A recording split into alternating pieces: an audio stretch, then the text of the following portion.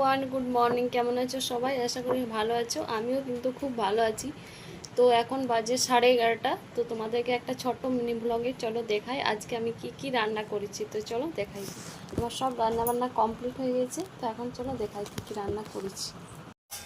দেখো, এখানে করেছি বেগুন আলু পোস্ত, আর এটা করেছি খাড়ির চচ্চড়ি সর্ষে বাটা দিয়ে। এখানে করেছি ডাল, আর এই যে এখানে করেছি মাছের ঝোল। তো এগুলোই হচ্ছে আজকে আমাদের দুপুরের মেনু। তো মেনুগুলো তোমাদের কেমন লাগলো অবশ্যই কমেন্ট করে জানাবে।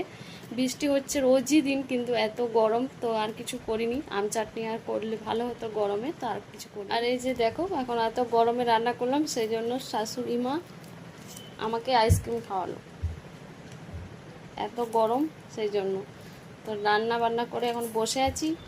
তো চলো তোমাদের সাথে আবার তোমাদের সাথে আবার পরের ভ্লগে দেখা হবে। সবাই ভালো থাকবে, টাটা।